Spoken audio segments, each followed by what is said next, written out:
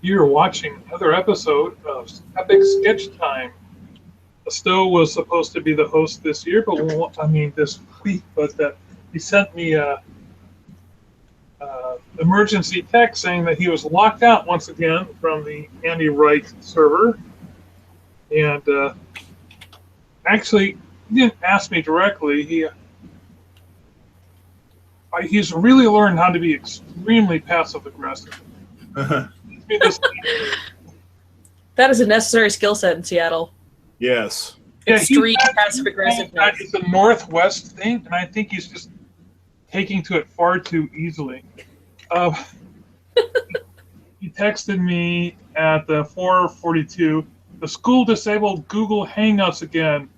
Exclamation mark, question mark, exclamation mark, question mark, exclamation mark, question mark, exclamation mark. You can see he's upset. No, if he was upset, he'd have like 7 exclamation marks. 5 is just very annoyed. So, yeah, 3 question marks, 4 exclamation marks. And then he writes, I am dead in the water. Okay. Does he have a phone? Is Can he tether to his phone? Neither one of those is a direct request to, will you please host? No, because he's perhaps worried that I'll say, no, I won't host. But I then wrote, I will host. Let me know if anybody new wanted in. And then I also wrote, P.S. I taught Bill how to host, which is my passive-aggressive way of telling him to contact Bill next time. So, which is a mixed blessing because the tutorial was a comedy of errors.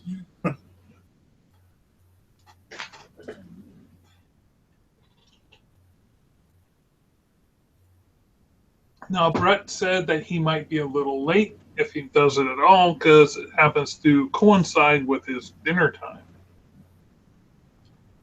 which is what's always my problem was that it coincided with my dinner time when we were having it at 7:30. So, Brett, if you're listening to this, wah, wah.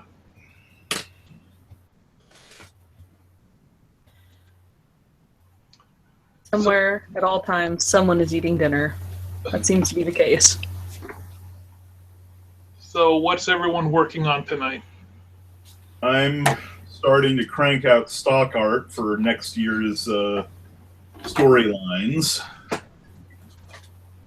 I was in that terrible situation where you finished something ongoing and long, and then suddenly finding that you don't have a clue about what happens next. Ew. So, as I was explaining to Mark before we went live, I didn't get an invite through Google Plus, and I didn't notice the one on Twitter, so I thought I wasn't invited tonight. So, plus I was sick this morning. So, I was actually going to work on my portfolio tonight, and then I got the invite. So I guess I have to go work on some comic stuff. So I pulled Light and Shadow back up, which is what I've been working on for the past couple weeks. And now I will switch to screen share, so you have something more interesting than my gross, sick, sweaty hair to look at. Yeah. I went to a concert last night that a friend gave me a free ticket to. We went out and saw the Pretenders and Stevie Nicks. Oh, what fun! It was great. It was a great concert. We left a little early, though, because we didn't want to be out till like 11, and I had to like drive back to her place and then drive her sister back to the airport. So I got home around 11 p.m. as it was, even leaving the concert early. And I was feeling pretty okay until like the drive home. I just felt really tired. I thought I was just tired, and I woke up this morning and like my ears were still ringing from the concert, and I was just so damn tired. The only reason I even got out of bed when my alarm went off is that my cats will annoy the crap out of me when my alarm goes off, because they know that when Owl City Fireflies starts playing, that means breakfast. And they will start jumping all over the bed and scratching at everything. and being huge furry pains in the butt until I get up and throw some kibble in their bowls. And then, like, I just kept feeling pretty much like crap, so wrote my boss an email saying I wasn't coming in and went back to bed on the couch because I didn't want to disturb my husband with tossing and turning. And then, like, finally dragged my butt off the couch at, like, 1 p.m. Like, I have just been uselessly exhausted and, like, running a weird fever all day. I hope you're feeling better now. I'm starting to. I still feel kind of weird, like the temperature's off, but I'm feeling better. I don't feel like it's an effort just to stand up, which is how it was earlier today. But it was a great day with my friend, and it was an awesome concert, so I've got sick leave, so worth it.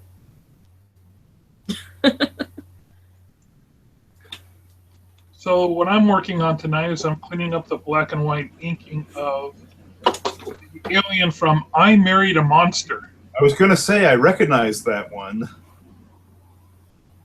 One of my favorite science fiction movies when I was a kid.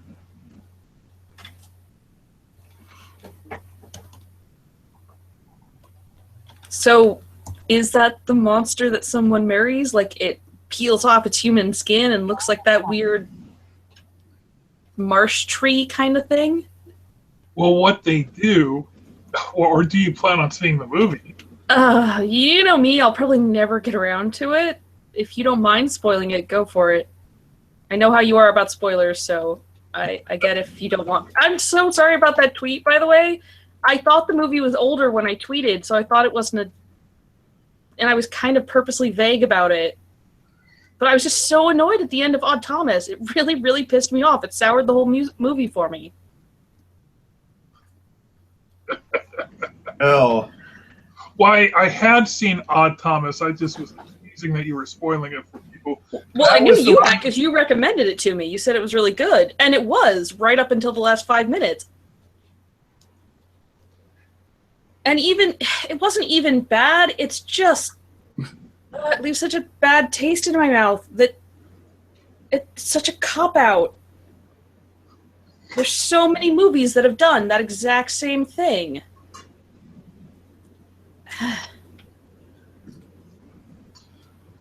Now Bill's going to have to see it. Oh, dear. Well, he hasn't read the tweet, so he's not even sure what I'm hinting about. Yeah, Hopefully. I did some good viewing this week, though. Oh, oh, it was the what was that the genre of film you were watching? Red Cliff. Red? Like the mice novels? No, like the climactic battle in Romance of the Three Kingdoms. Oh. So Not familiar with that genre. it's essentially a 2-part, 4-hour epic by John Woo. Cool. And it's technically a wuxia film, though the magical... That's the genre, wuxia. Yeah, though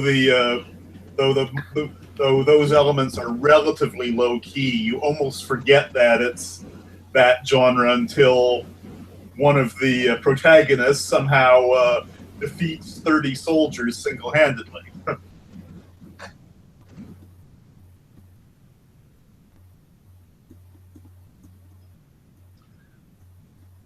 So in I Married a Monster, no, you can't tell that these monsters aren't human. I mean, they take on a human form. And occasionally you get an idea of what they might be like because of a lightning bolt and, special effects where the hidden creatures kind of revealed during the lightning bolt. But the men are captured and taken on board a spaceship where they are placed into chambers, and from there they're image or body DNA structure is broadcasted to the alien, and the alien then takes on the form. So is the alien just trying to get with a bunch of married ladies, or what? yes. Well, I'm sorry. The way you said that. Like, of course, Crystal, you should know. Couldn't they have just captured the women as well and done artificial insemination? Yeah, it seems like this alien's going to a lot of trouble. Like, he just really, really wants these married ladies to like him. well, No, what this is one. this? They're trying to, save their species, and apparently they're not doing a very good job. And so they figure, well, the best way to do this is to keep on trying repeatedly, and the best way to do that is to marry the girls. So this girl marries her husband, and then the next thing you know, he starts acting strangely because he's actually in a chamber somewhere else. Meanwhile, she's with this alien that looks just like her husband. And apparently,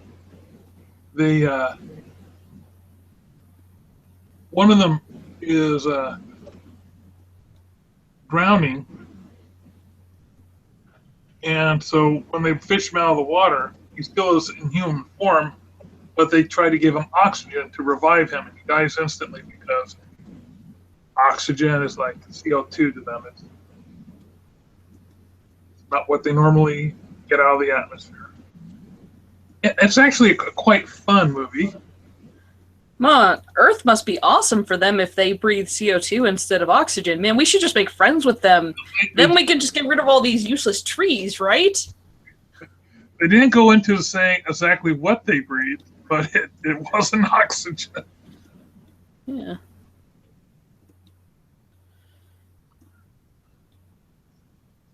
But I was talking to a scientist one time, and he was saying that we will, if we meet other species in space, we will probably be in the minority because more than likely all the other intelligent species will be breathing chlorine. Because yeah, I think if life is silicone based, they've postulated that they would breathe chlorine. there are more planets out there with a chlorine atmosphere than an oxygen atmosphere, so just the law of averages. Though there is some stuff particular to oxygen. I remember, I didn't read the entire theorem, but there was something going around about that diamonds in certain states have a weird interaction with oxygen molecules, which can actually form complex proteins. And there was somebody theorizing that, like, once the planet Earth had enough geologic activity to form diamonds anywhere in the surface, that might have allowed for the particular, like, perfect combination to spark the first single-celled organisms. That sounds interesting. Yeah, so if you went with that theory, it might be more likely that we'd meet more oxygen breathers because that particular combination would occur in oxygen environments. I'm just thinking of all the millions of different types of parasites and symbiotics relationships we have with other organisms in our own biology. What could possibly go right with an alien encounter? Yes. Mm.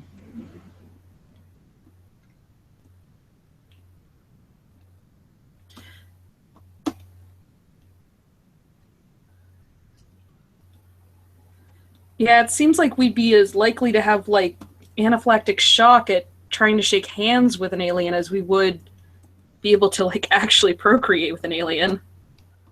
Oh, have you ever seen the 1980s sci-fi film called I Come in Peace? Yeah, wasn't that one, like, the aliens were basically harvesting certain chemicals from humans?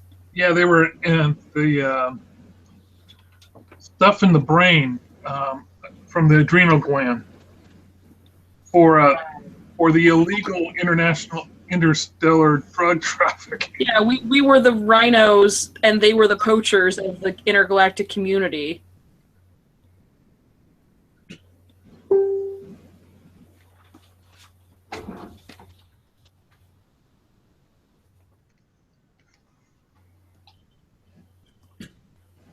So, Bill, you were talking about the 2 films you've watched.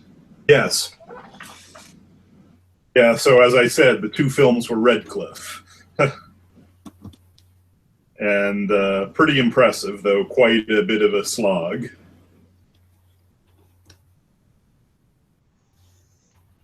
Have you ever seen the 4-hour-long movie Heaven's Gate? It's a Western. Yes. I enjoyed that film quite a bit. I was able to get to see the director's cut of it on Showtime. It was completely destroyed by editing because guess who did the editing for that? Francis Ford Coppola? No, the guy who did the editing for that was the guy who was the director for Porky's 2. And he just destroyed the film. I mean, he took hours out of it trying to break it down to a 2-hour or even a 3-hour thing. And it just was, no wonder it didn't do well in the American market. If they had just kept it to its 4-hour length, I think it would have done just fine. Stop eating plastic. Get. Out. Don't go all limp on me. Don't go limp on me? My cat, if I try and shoo him away, he just flops over and goes like dead body on me. So like if you try and like tap his butt or like flick his tail, he just sits there like belly up and like kind of lopsided like a rag doll.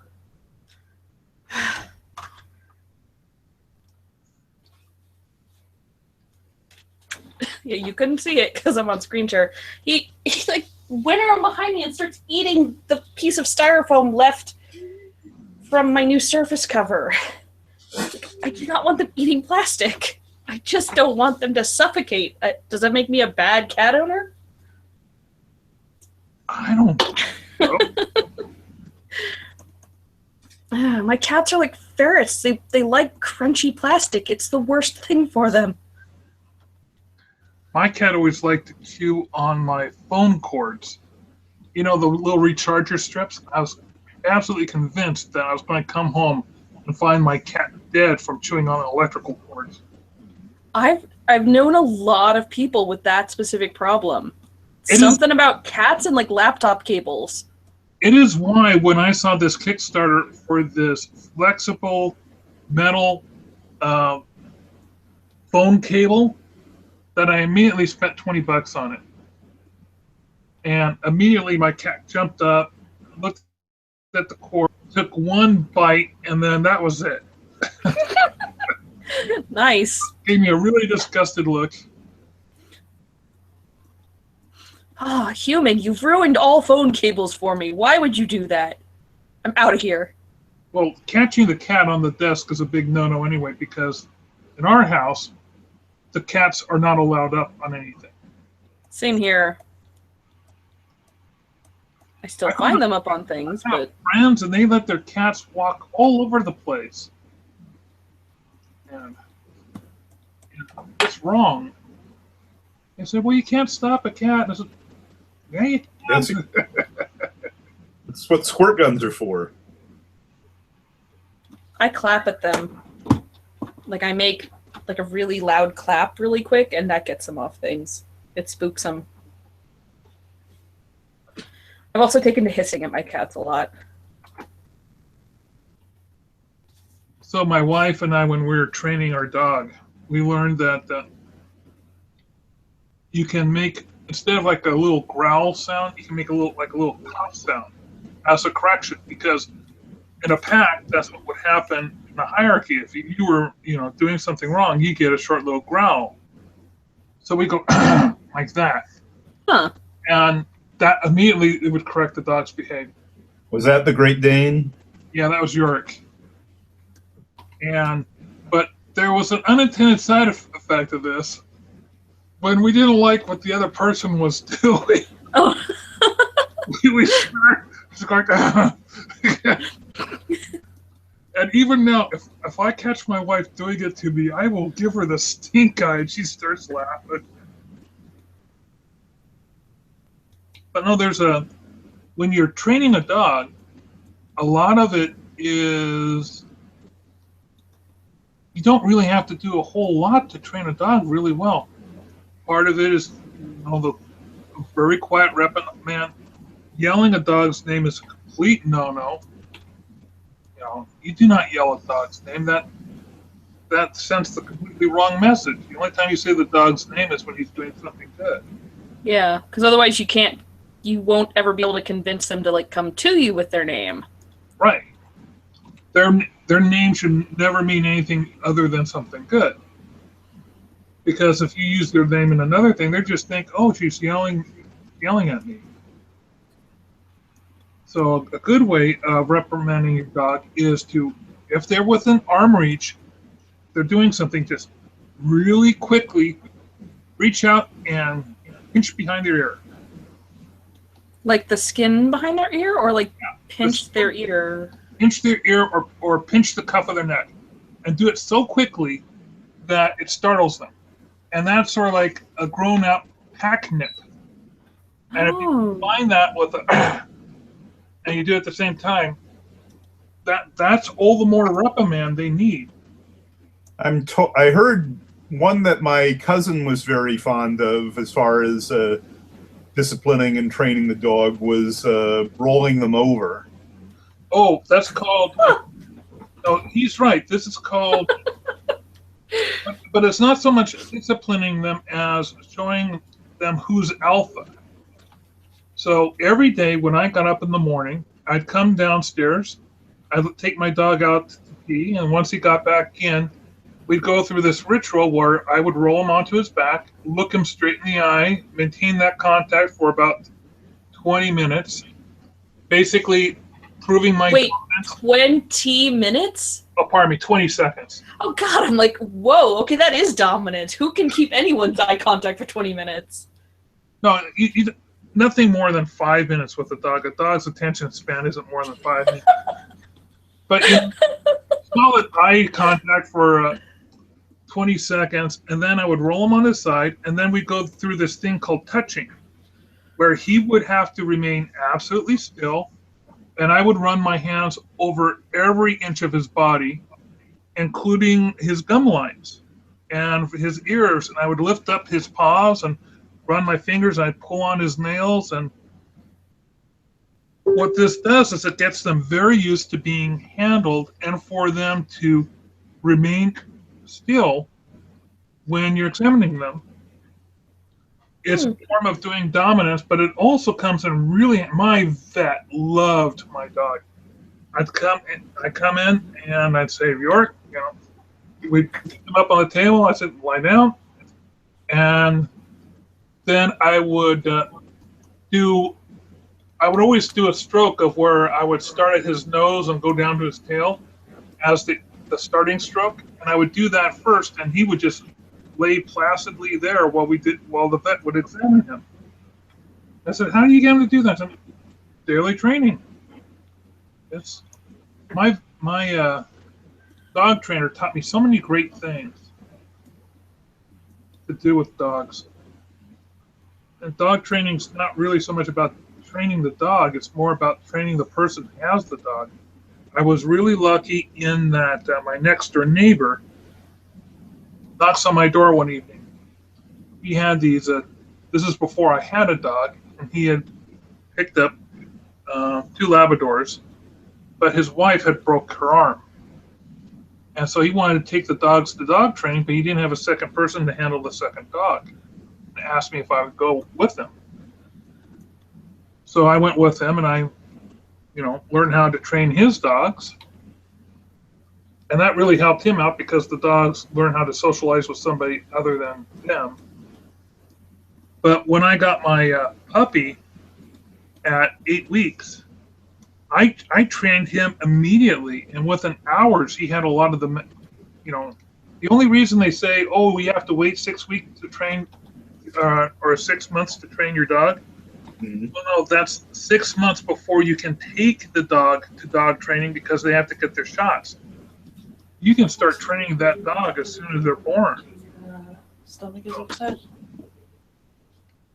So he was doing all the basic commands long before I got him to, I also took him in to be trained because it's a good way of getting dogs socialized with other dogs. And you want that in their training. The only thing I messed up with was in week 9. Or no, I think it was week 6. There's a specific week that's sort of like a fear week. And what you do is you acclimatize the dog during that week to everything you can think of. And the one thing I forgot to acclimatize him to was water. And Great Danes are not great swimmers, so they're instinctually wary of water.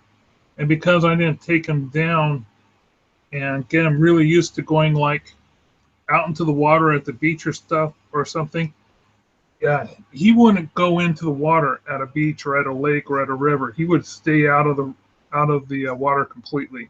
Wouldn't even get his toes wet.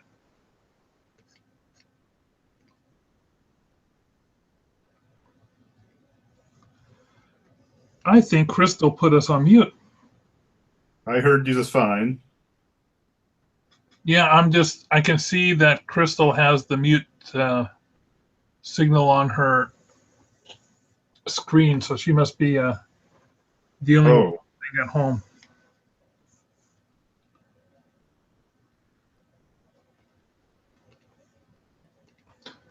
So, Bill, when you do you have anything in mind for what you're going to be watching this week?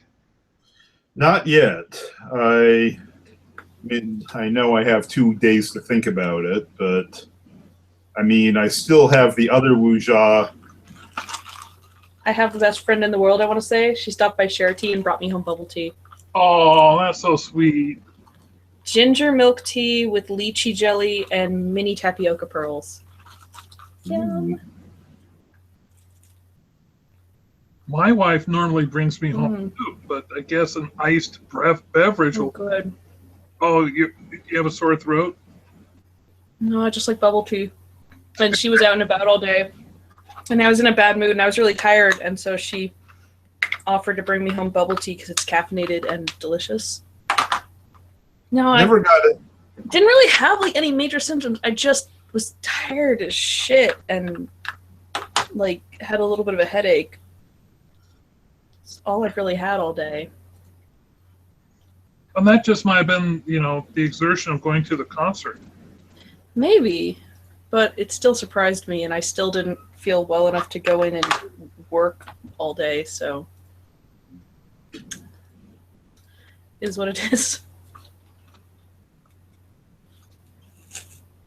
So I kind of put off one of my clients this morning because I wanted to hit a morning drawing session. And I come back and I contact him, and the project that was there this morning, they changed their mind. Mm. I probably lost some money there.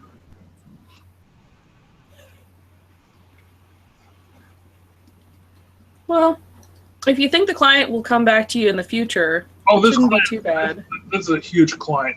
Yeah, he's handed me about 8% of my workload this year. So I'm not exactly, and this particular project might even come back. I know that he started talking about it last week, and I think as his thoughts kind of gel on it, it's crystallizing more and more in his head.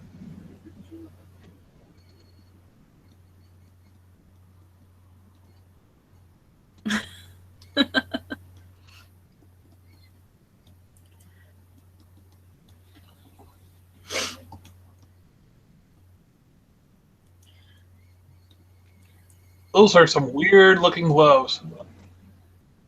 What, these? Yeah. They're not gloves. This isn't the final inks. This is Oh, you're just penciling out your hands? Yeah, I'm in the refinement stage, and this is just, sometimes I find it easier to draw fingers by actually kind of painting them in with broader strokes. And these are the metatarsals, the main bones of the hand, so I can work out where the hands radiate from. I am not great at hands, so I have to end up fussing with them a lot, usually, to get it to where I want. And this panel is nothing but hands, so I'm trying to be a little more particular on them because the focus is entirely on the body language of her hands.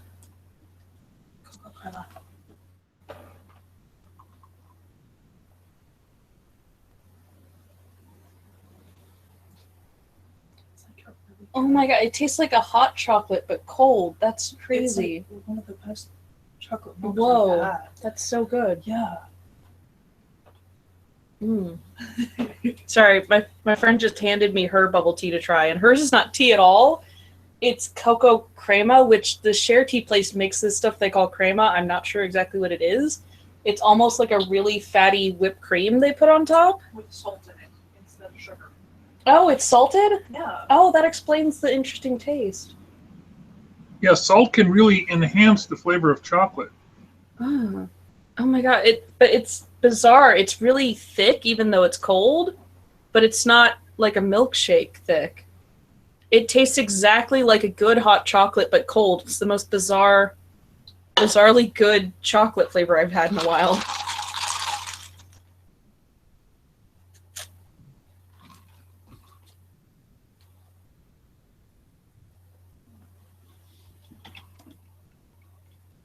Yeah, if you like bubble tea and you happen to catch a Share Tea, there's one at the Landing.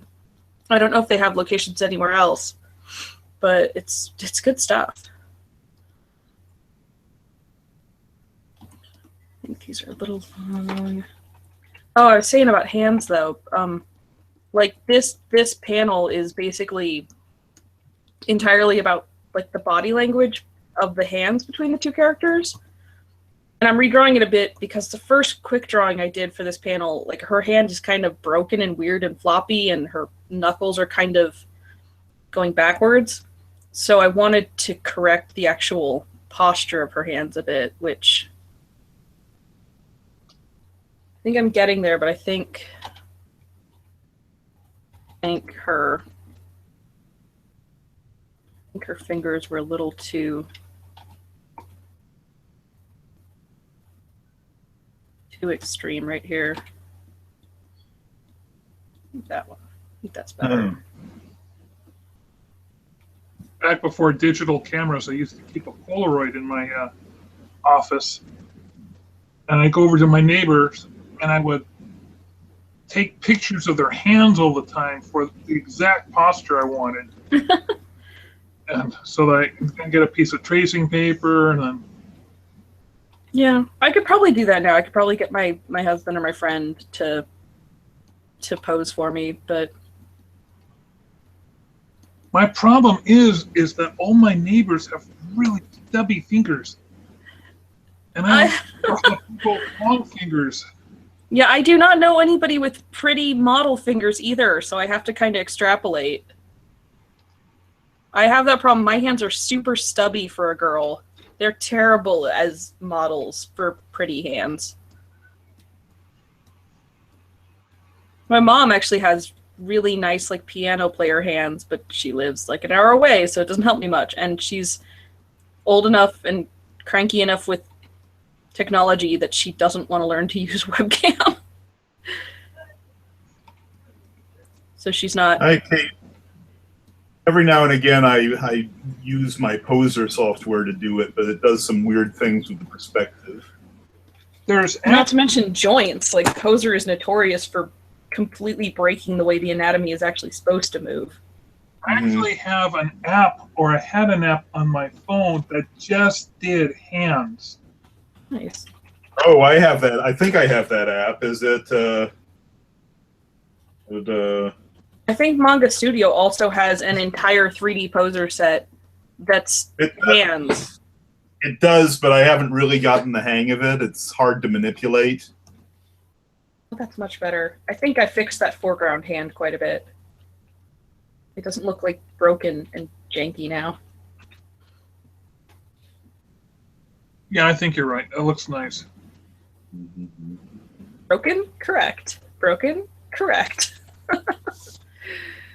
I'm happy. So I think what you can do is tuck that pinky up at the first knuckle. You don't even have to have it parallel with the second finger. I'm all this behind. wait, just like this one, or you're talking about this pinky? I can't see anything on your screen yet. Oh, Hang on. this. No, not that one, the bottom one. Okay. So just maybe like tuck it up like that. Yeah, just tucking it behind like that. I don't know. It feels cut off to me for some reason. I'm all for hiding things, drawing less of the hands than you really need to. Yeah, fair enough. Maybe I tuck up that figure a little bit more too then.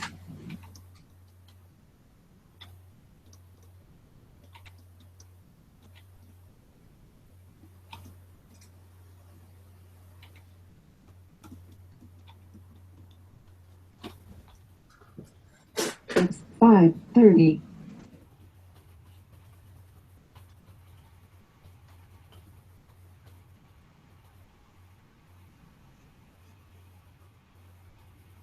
Yeah, I think that's better too. Thanks, Mark. You're welcome.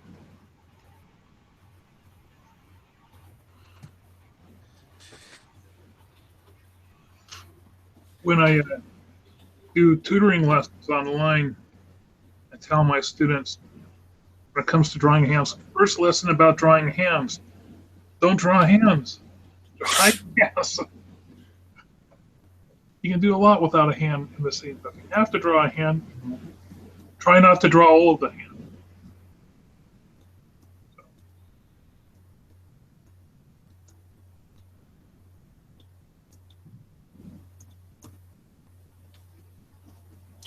I don't know. I kind of aspire to the opposite, which is draw what's, what works best.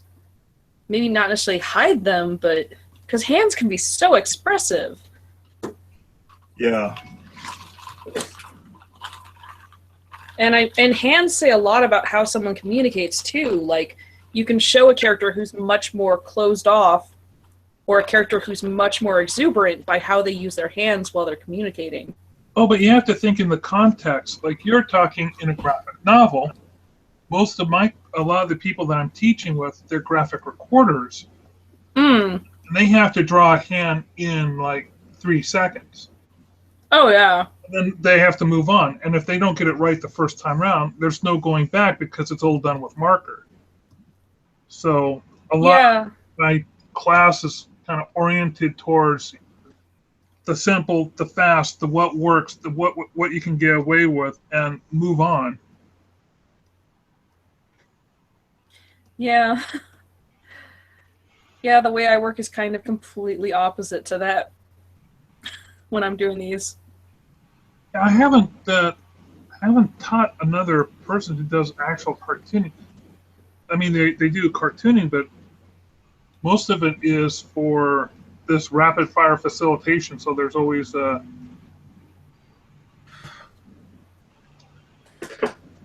what am I doing? That thumb doesn't go there. Blah. What? I'm gonna go here. oh yeah, you gotta watch out for when you do for tangents. I had this one client, he absolutely hated tangents. And I love drawing in tangents, but it just makes for a bad illustration sometimes. Yeah. It can definitely make things kind of It Like can I really said- confuse like where a thought ends and where it continues. Like all those fingertips hitting that one frame at the same. I'm probably gonna move these. That's part of why I do the second redraw strap is to fix shit like that. Like right now I'm gonna move. I don't think I like this, so I'm gonna probably move these over and then move these over enough.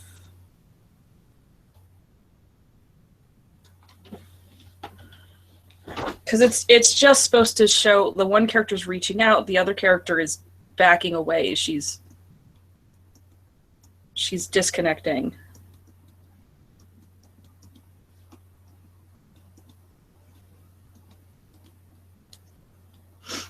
So the other character was reaching for her hands, and the character on the right is pulling her hands away. She doesn't want to.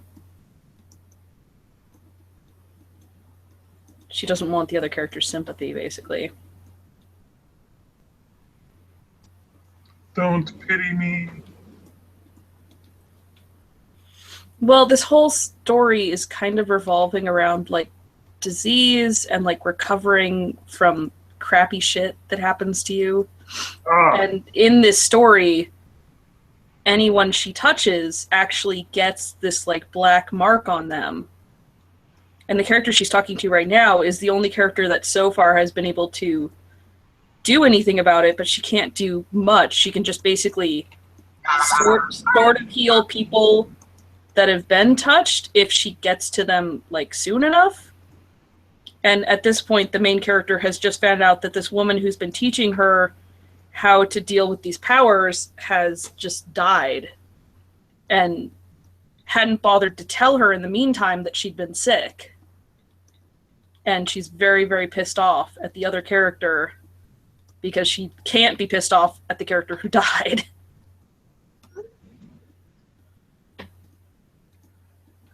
Oh, I need to just... These are a mess. These need to be redone. Ugh. Okay, what the hell layer is that?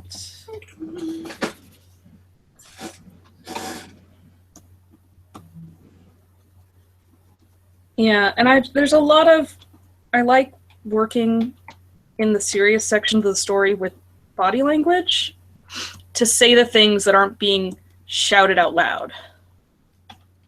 So that's what's basically going on here. There's a lot of this 2-page spread is a lot of, while they're talking about the specifics of like these two characters are talking about this third character who just died, and the girl with the pointy hair is trying to console the girl with the black hair. And in the meantime, there's a bunch of subtle stuff that I was playing around with in the layout of one character trying to get closer, the other character turning away, the two characters deciding how intimate they're trying to be, basically. That sounds so hoity-toity, and I'm sorry. It's probably like the most artsy comic I've worked on ever at this point. Which, considering it was done as a 24-hour comic, is hilariously weird.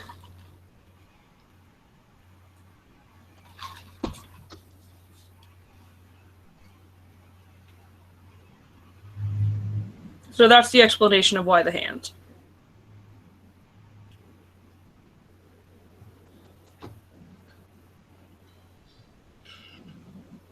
You guys went silent.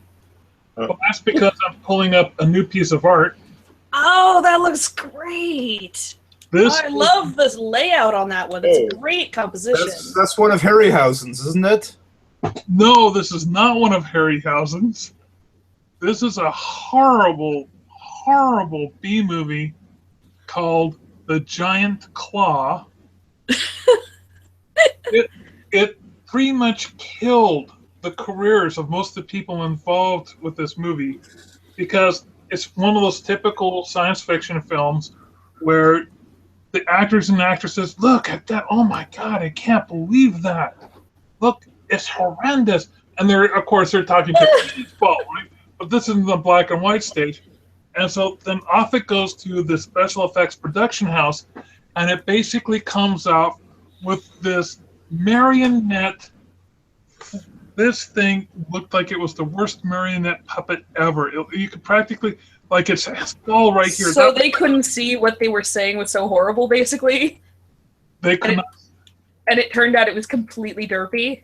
Oh yes, so derpy. Oh no! To give So you an you're saying idea, it's like modern CG films.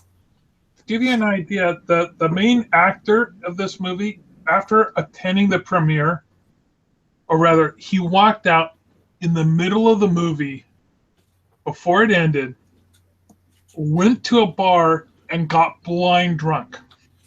Stop! Oh my God! Get back here, you!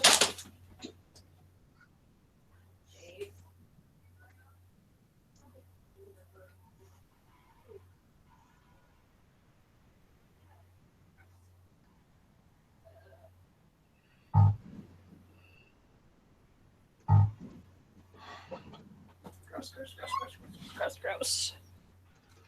Now this was back when I did a couple of with a kind of loosely drawn frame, but then I was realizing what I really wanted to do was have a mechanical frame around them. So I'm going in, just adding in some lines for and removing out this drawn-in artwork.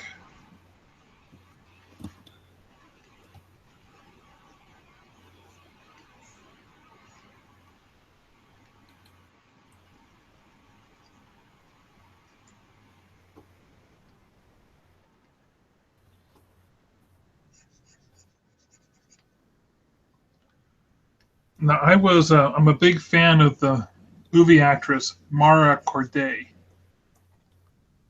And this was one of her films. Her probably most well-known one is Tarantula.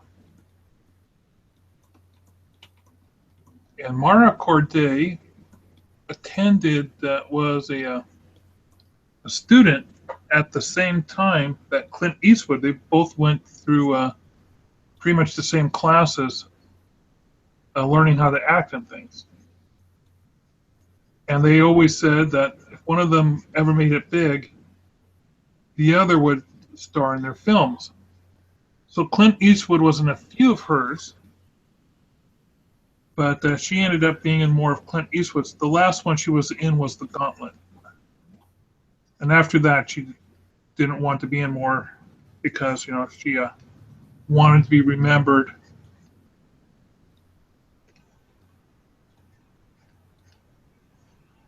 for how she was in her glory days. Signed autograph that I got when we were pen pals. Pen pals with Mara Corday. Whoa. Well, this is back in the day before people did email.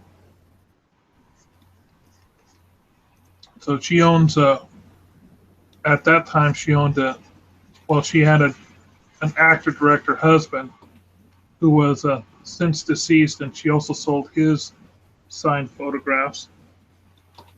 Because that's what you do when you kind of retire. You spend your evening signing photographs so that your spouse can sell them in their later years. Yeah, I guess that was back before 401ks.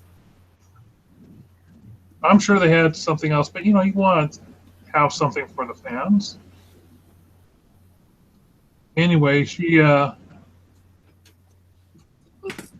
had 2 different antique stores in California, and that's what most of her income was coming from, was the antique stores.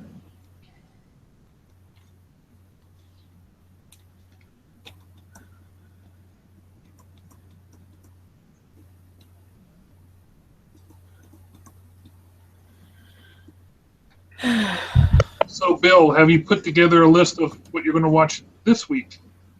Not yet.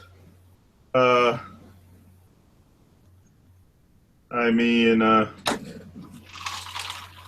I said, fun as it would be to go try the Wuxia stuff again, because I still have that good list besides what I watched, but I definitely want to space that out.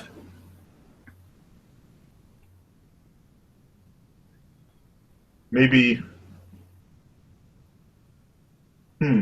some animation, but I don't know what exactly I'd be in the mood for. Or more accurately, animated films that I have not seen yet, of which these tend to be rare. Have you seen Fantastic Planet? Oh, definitely. Okay.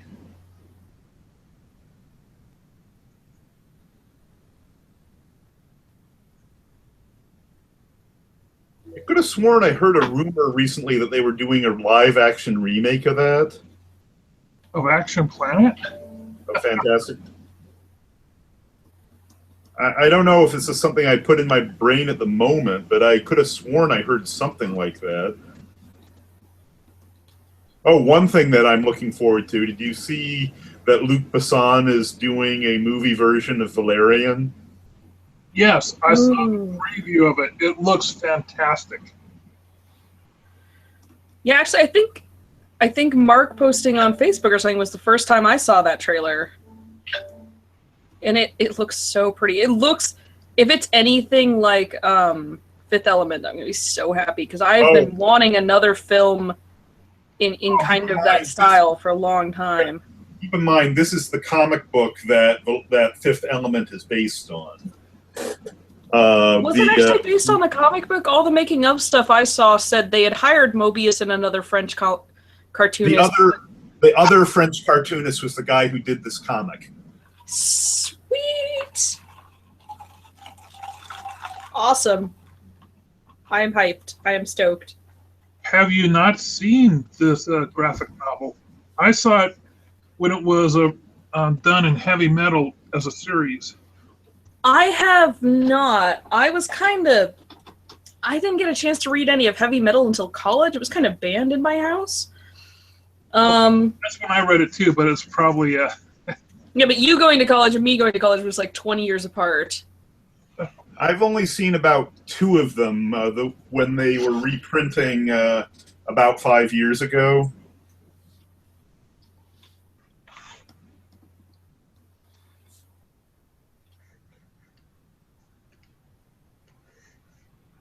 Oh, so you, I assumed, Bill, that you saw it in its entirety when they released it as a full graphic novel. It was a series of graphic novels. I only saw 2 of them. Ah. I have to come back to this. Not happy with this. So I have not seen the one about the taxi driver that one of the scenes in the Heavy Metal cartoon is based on.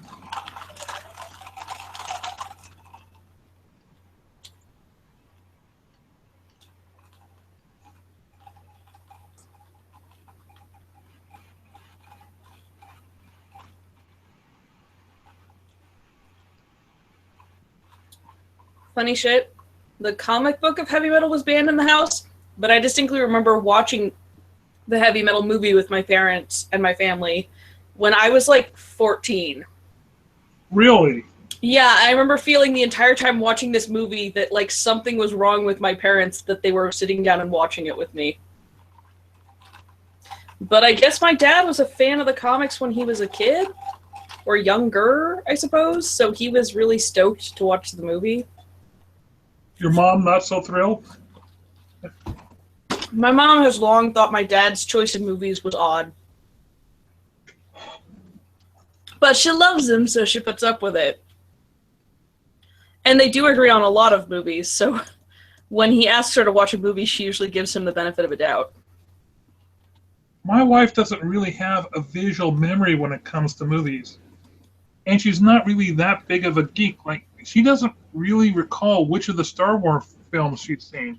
What? Yes, Okay. yes. I mean, every single one of them to me is really distinct, except The Empire Strikes Back, I really can never seem to remember anything all that important happening in that movie. Like, I feel like that movie is like Luke Skywalker falling down a well, finding out Darth Vader's his father, and like Han Solo gets put in kryptonite. Like, I really never seem to be able to remember much else going on in that movie. Not even Yoda? Yoda's in that movie? Yeah. Oh my Yoda God! I don't know why. There's like a blank in my head, but like if you asked me about Return of the Jedi, that was my favorite the whole time growing up. And like A New Hope, I've watched a million times, so I remember it really distinctly. And I could tell you like the basics of what went on in the new three. Like they all have really specific spots in my head, and something about Empire Strikes Back has just always kind of drawn a blank. I'm looking forward to the new one. Mainly Oh, because have you not watched it yet? Or you mean Rogue One? Rogue One. one.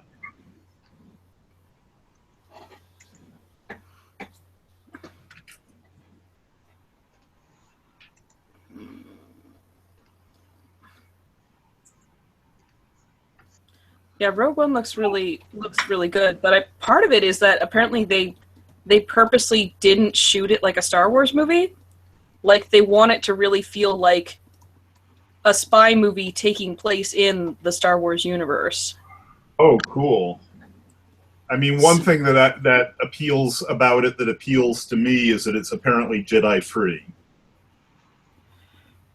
I've heard that too, though. There's a guy with like a walking stick in there that looks like he might have some limited amount of force powers without being a Jedi. Oh, I don't know. I haven't watched it yet.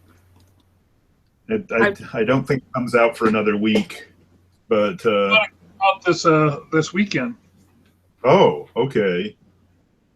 One thing I'm looking forward to about it, apparently it's been endorsed by the Klan. The Klan? Well, not the Klan, but some bunch of hateful blankety blanks who. I'd heard the opposite, that they said it was like an orgy of Jew worshipping nonsense. Yes, There's a exactly. bunch of people that were like, wait, the Klan hates it? We should totally go see it then. Like I said, an endorsement.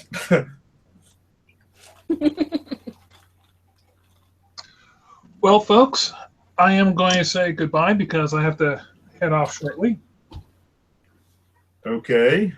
You all have a wonderful evening. If you want me to, I can leave the chat up, but I'm going to stop the broadcast. Okay. Well, Sounds you all have a good. good evening.